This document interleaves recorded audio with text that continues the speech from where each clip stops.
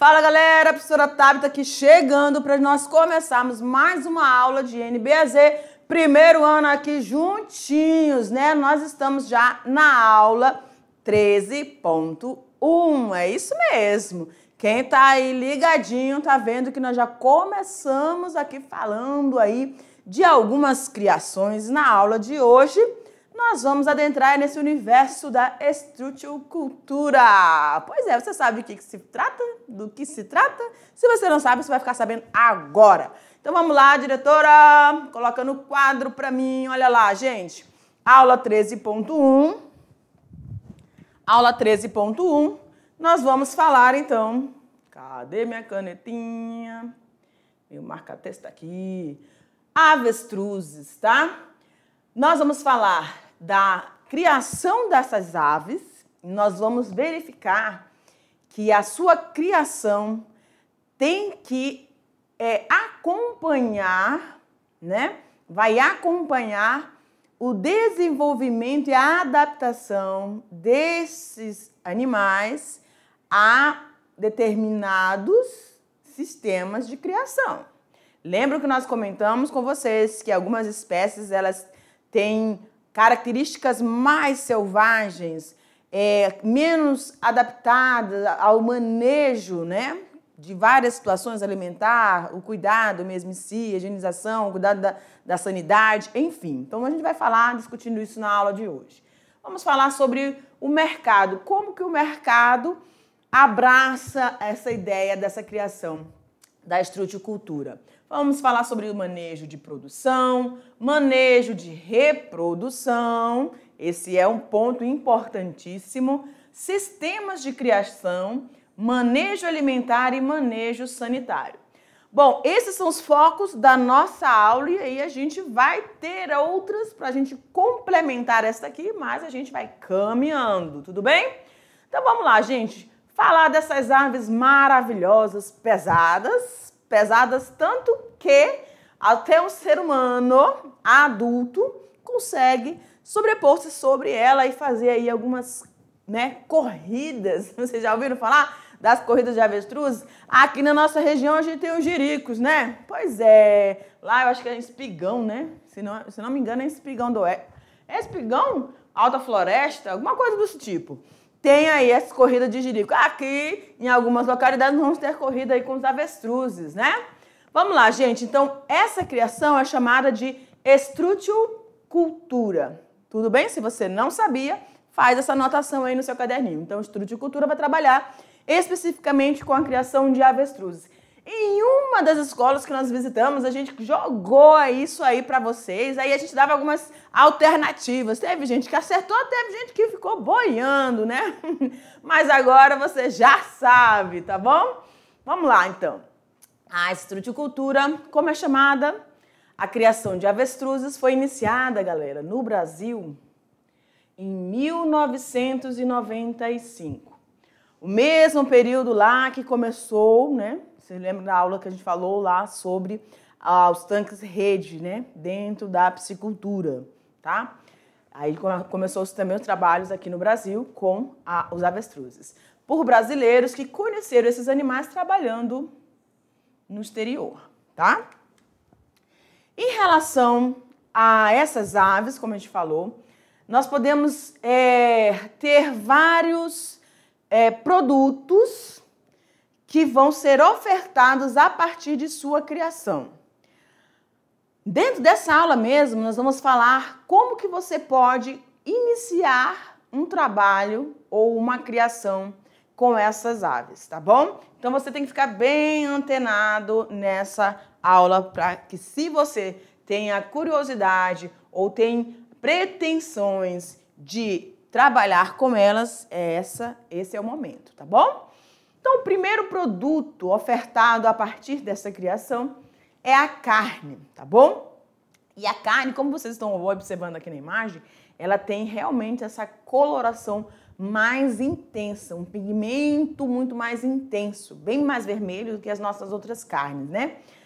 Por suas características, né, com a coloração vermelha, saudável, sem aditivos químicos, com índice de colesterol baixo, tá? A gente vai ter uma tabelinha para vocês visualizarem essa carne comparada com outras carnes de outras criações, né? E então aqui está falando colesterol mais baixo que a carne bovina e suína, mas a gente vai ter a tabelinha comparando outras também. Além do colesterol, outras informações também contidas nessa tabelinha. Há baixíssimos níveis de gordura. A carne desta ave é o produto que tem dado maior impulso à criação de avestruzes. Normalmente, a gente tem sempre comentado aqui, quando a gente fala de alguma criação, que o produto chefe, né, vamos dizer assim, são as carnes, né? A gente falou ali das rãs, na ranicultura, falamos também dessa carne, das suas propriedades, características dessa carne, e aí estamos aqui com essa aula com avestruzes, também falando das características da carne. Então, a carne é o principal produto quando se fala de criação de pecuária, tá? A ave adulta, ela pesa em torno de 100 quilos e vai fornecer cerca de 30 quilos de carne limpa, sem osso. 30 quilos, gente, é bastante carne, tá? Sendo fornecida por um único indivíduo aí, né? A carne é retirada das musculaturas da coxa, da sobrecoxa e da inserção da sobrecoxa, como vocês estão visualizando aqui. Realmente essa ave, ela tem toda uma desenvoltura diferenciada, é uma ave que, apesar de ter asas, ela não vai conseguir voar, né? Então ela é adaptada mesmo a esses ambientes mais secos, um ambiente mais rústico, tá? A nível de temperatura, de escassez de vegetação e a umidade, mas ela se adapta muito bem aí, certo? E outro produto muito importante também é o couro, certo? É utilizado na confecção de roupas finas, bolsas e carteiras. Gente, como que a gente consegue visualizar e identificar que se trata de uma pele ou um couro de avestruz? É justamente pela inserção das penas aqui, ó. Deixa eu mudar meu pincelzinho. Uma característica desses animais, você tá vendo que esses pontinhos? Olha aqui, ó. Então, é onde estava inserido aí as penas, né? Então, fica bem saliente e você consegue perceber. E aqui tipo, acho que é uma carteira, né? E aí com uma das unhas, né? Uma das garras ali do avestruz, tá? Então, esse material, ele, pela sua característica, pela sua rusticidade, tá? E por esse design, esse detalhe nesse design do próprio couro deles, faz com que haja um interesse maior por esse tipo. E a gente pode ver que ele recebe muito bem variáveis tipos de tonalidades, de cores, né? Um couro fácil de se trabalhar nesse sentido, tá bom? Ele vale aí de 150 a 300 dólares o metro quadrado, né? Outra oferta a partir dos avestruzes é a pluma. Uma ave na fase adulta, ela pode fornecer em torno de 2 quilos de plumas. Eita, esqueci de trocar o... Pronto. 2 quilos de pluma por ano. 2 quilos de plumas por ano.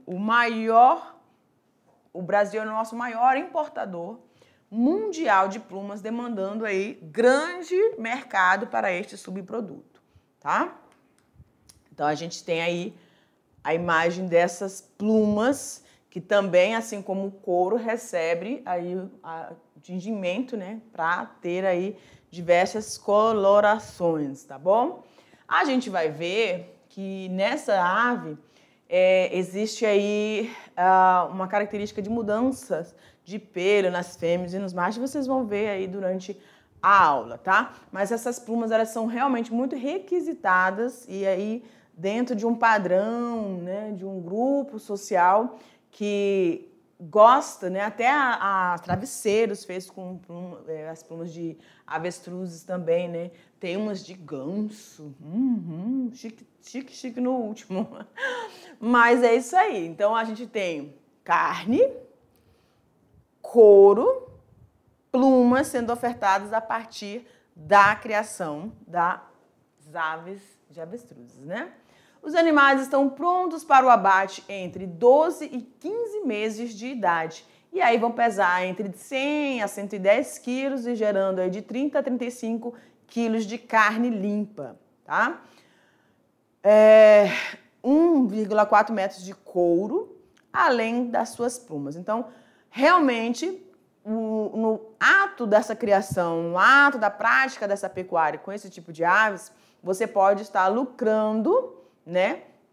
Desde que você tenha, né, o seu planejamento, para onde você vai estar distribuindo essas plumas, né, uma parceria muito bem estabelecida, onde você vai comercializar esse couro, onde ele vai ser tratado, tudo isso, né, onde ele vai receber os beneficiamentos, né, desse couro. Tudo isso tem que estar sempre bem discutido, bem planejado, bem amarrado, para que você realmente consiga ofertar todos esses produtos sem prejuízos, né? Ou o mínimo de prejuízos possíveis, tá bom? Manejo de produção, muito importante quando a gente fala na pecuária de animais. Olha lá, gente, na descrição científica dos avestruzes, 3 diferentes estados devem ser reconhecidos. Muito bem. Então, para eu estabelecer tudo isso aí, eu preciso saber e lembrar que eles apresentam 3 estados relacionados à forma com que eles podem ser tratados, certo? Aonde eles podem ser encaixados ou adequados, tá bom? Então, nós temos um estado selvagem, nós temos um estado cativo e nós temos um estado criado. E nós vamos ver cada um desses. O selvagem é o mais tranquilo para você compreender aí, né? É o estado natural dessa ave, tá? Então vamos lá, começando com o selvagem. Aqui eles no ambiente seu natural, com seus filhotes aqui, o macho e a fêmea, lindamente olhando para a câmera e os pequenininhos ali bem tranquilos, né? Quando estão perto do pai, estão protegidos, então eles não estão nem aí com nada. Então olha lá, gente, o estado selvagem ele vai se referir aos avestruzes em populações silvestres, tá? E naturais, sujeitos a predadores. Esse é um dos pontos, vamos dizer assim, que eu vou colocar negativos, né? Por quê? No ambiente onde eles estão, cadeia alimentar natural, né? Todo mundo que está ali no ambiente vai ter o seu predador natural, certo? A não ser aqueles de topo, né? Mas segue-se o padrão. Então, vocês têm aí os consumidores de segunda, terceira ordem e vão servindo de alimento para outro, tá? Então, estão desprotegidos ou estão aí ligados à sorte. Aí vem a seleção natural e aí é o que Deus permitir, né? Vamos dizer assim. Os outros fatores também, que são casos de mortalidade. Porque quando eles adoecem, né? Quando a gente fala de criação, você identifica, você vai tratar. E aí, no ambiente natural, ele mesmo vai se restabelecer por conta ou então ele vai chegar a morrer, né? No estado cativo, refere-se aos avestruzes que são oriundos de populações selvagens e mantidos em zoológicos. Então, prestem atenção. Eles estavam com aquela vivência no ambiente onde eles poderiam se sentir acuados com a presença de algum predador, né? Onde eles tinham que buscar o alimento, capturar esse alimento, eles tinham que desprender mais energia do deslocamento, enfim, arrumar aí onde eles iriam colocar os seus ovos, cuidar desses ovos no ambiente rústico, no ambiente selvagem, no ambiente natural lá. Essas aves, quando elas vêm para um ambiente e elas ficam aí dentro de zoológicos, dentro de parques de safari, ou vão fazer parte de coleções ornitológicas, que vem de ornitologia, que é a área da biologia que trabalha somente, especificamente com aves, tá bom? Desde os passeriformes a outras aves, como a gente está vendo aqui dos avestruzes.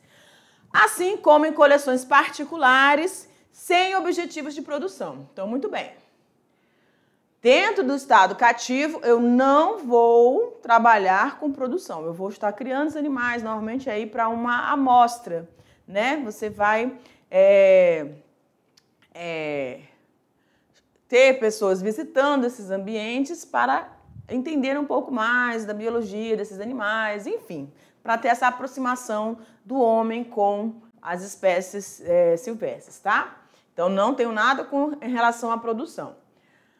E esses animais, nesse ambiente, eles ficam, obviamente, protegidos, tá? Eles ficam protegidos de predadores e eles ficam também protegidos de uma possível doença, porque eles também têm veterinários ali preparados para atendê-los, tá bom? Então, estamos falando aí de parques zoológicos e se for nas coleções ou se for uma coleção particular, as pessoas vão convidar, né, chamar a pessoa ali para fazer esses atendimentos, tá bom? E no estado criado, que é o nosso foco, tá?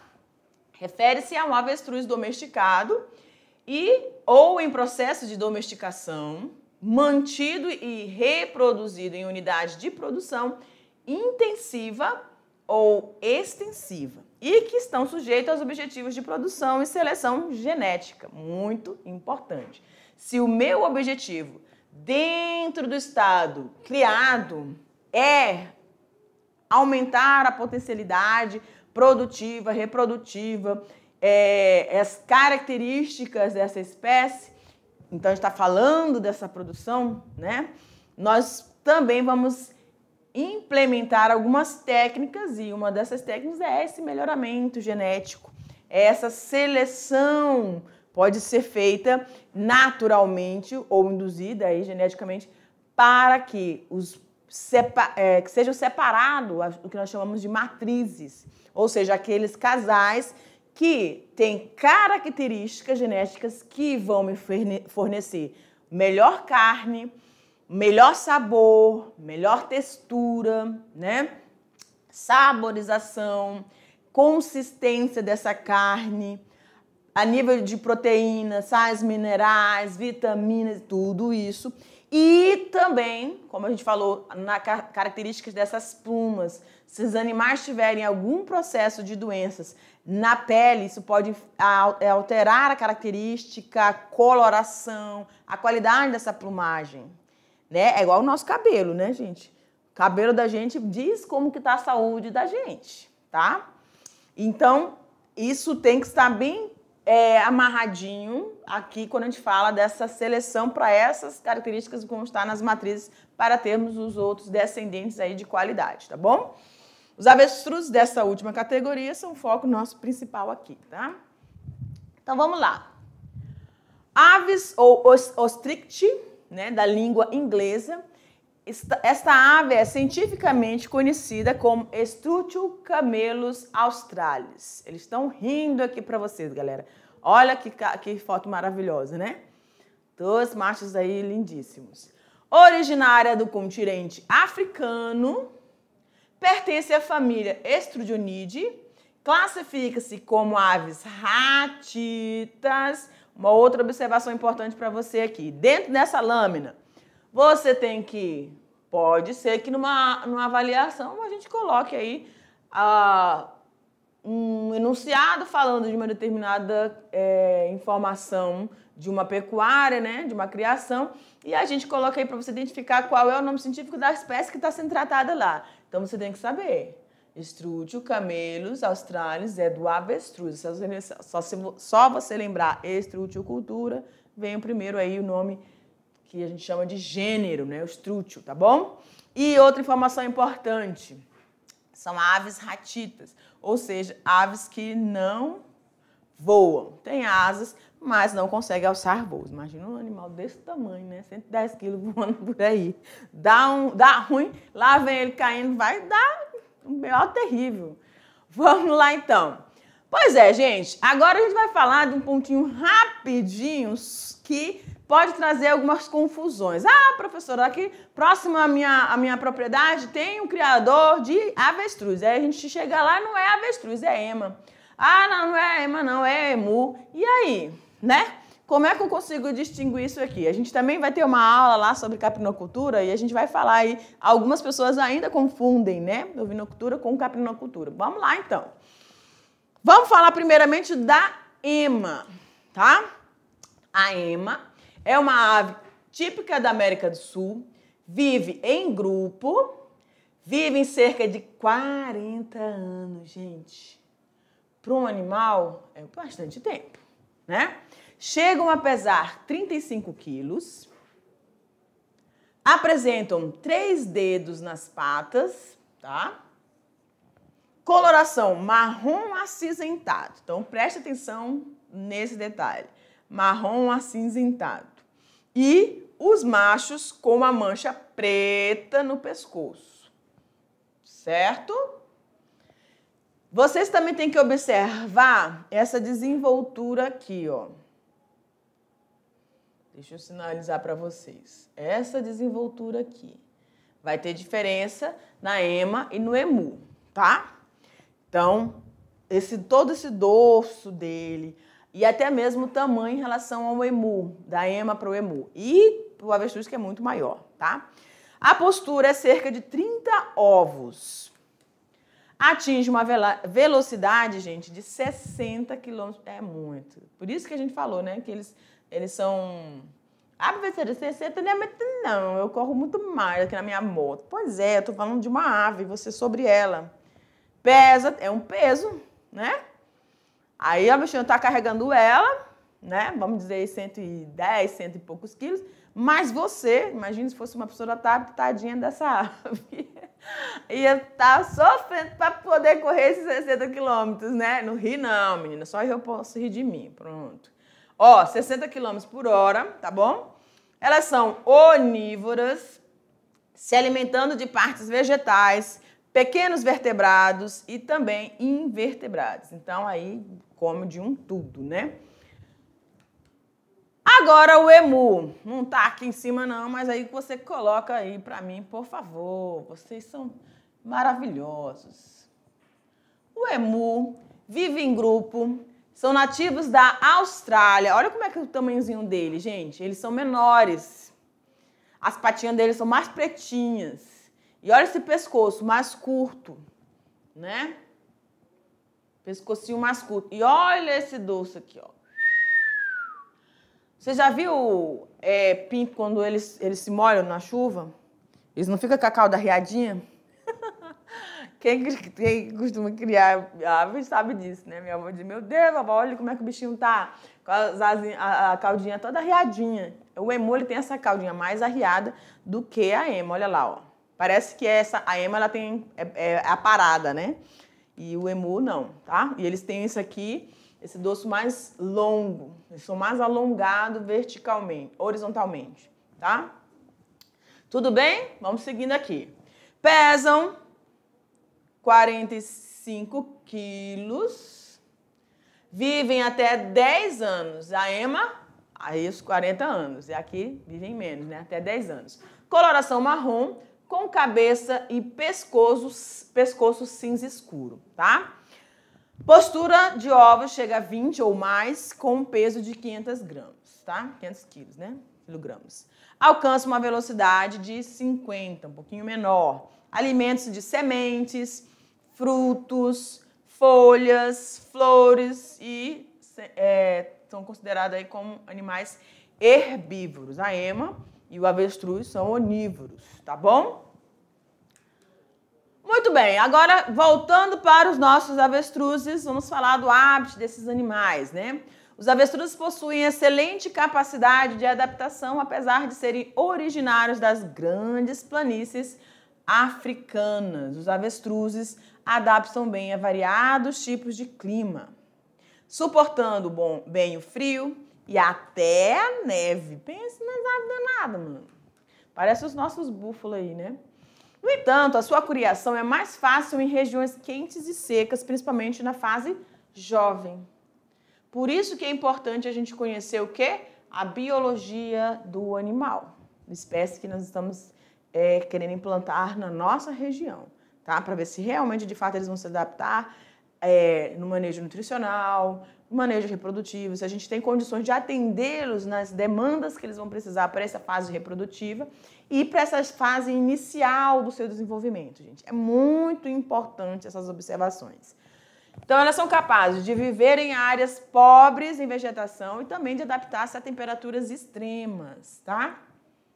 Como a gente falou ali, né? Frio, até neve e temperaturas altas aí, tá?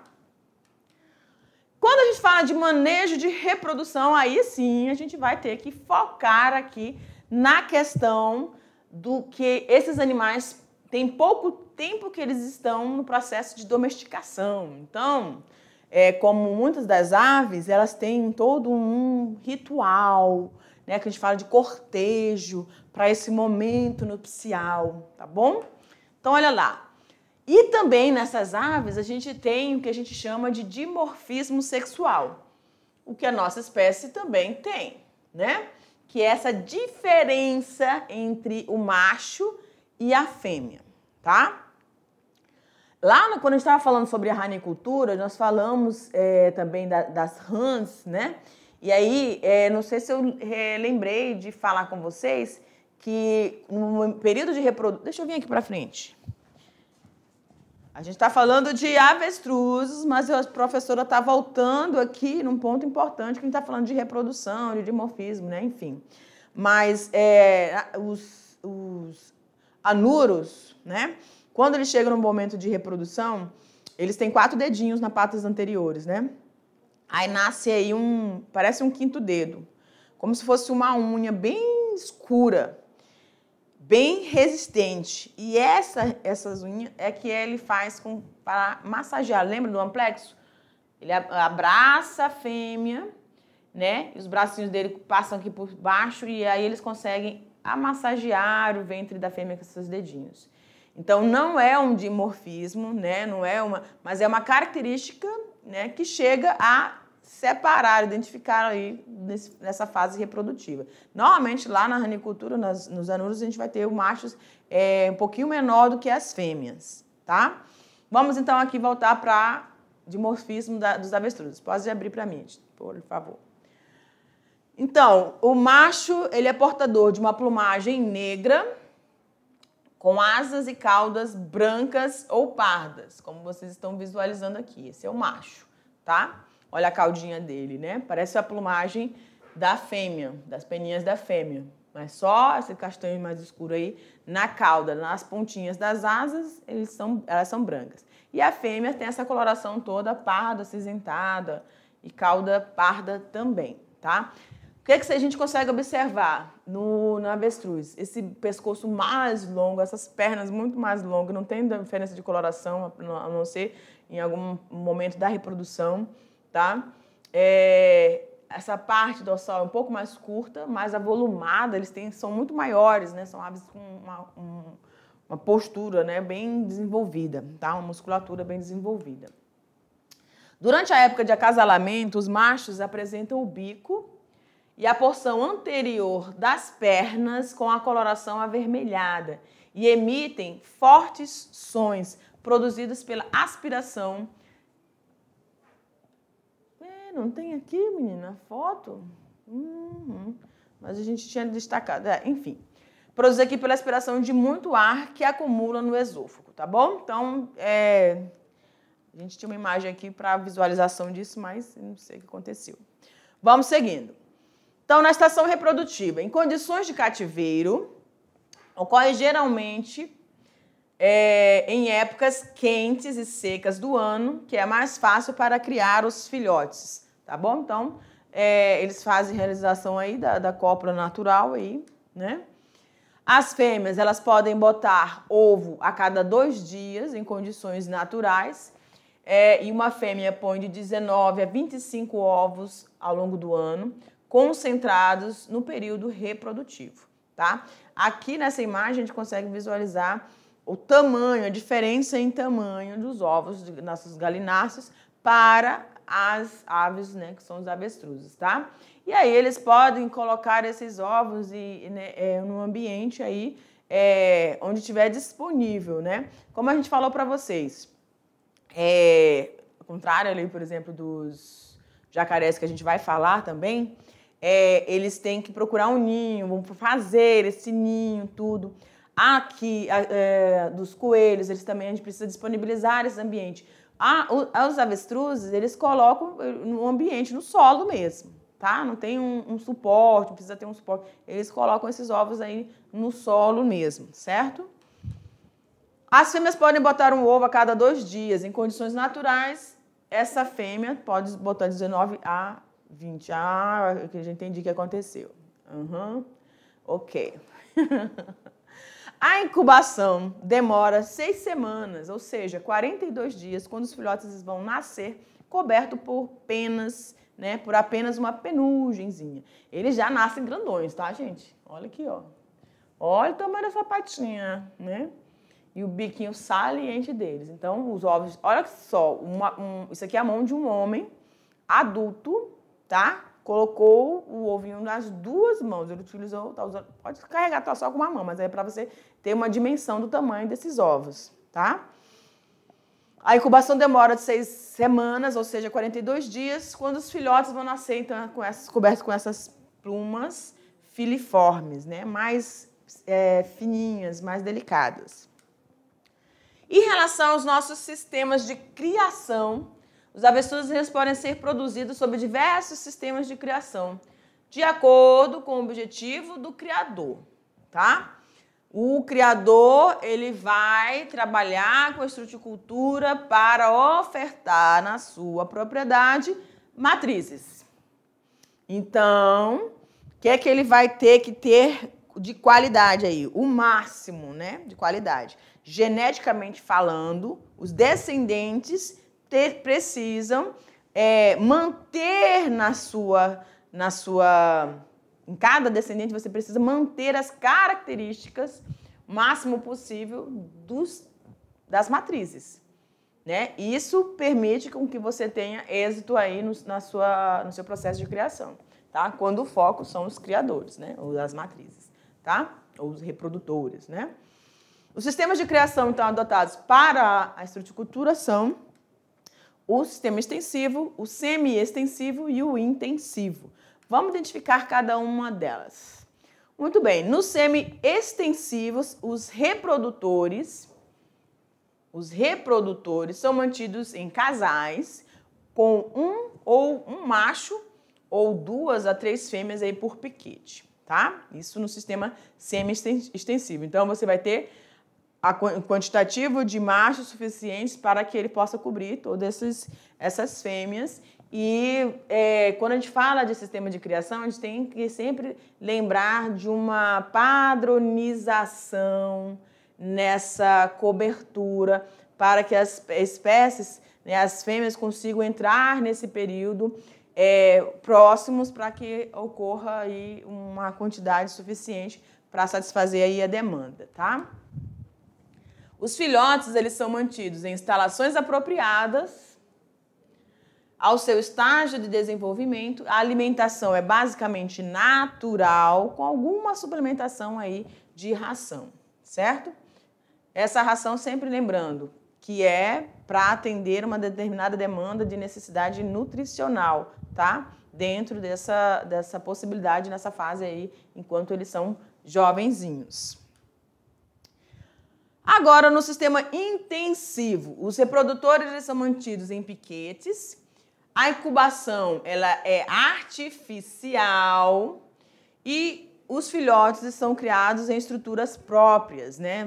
É como se tivesse um local específico. É como não? Você tem um local específico onde esses ovos são coletados e aí são levados até o momento da sua eclosão, tá? E como vocês podem observar, dentro do sistema intensivo, esses animais eles vão ter aí toda a sua alimentação, a quantidade de água, a visitação, observação, se há algum problema de saúde, muito mais intensificado, muito mais fácil de perceber esses problemas, tá bom?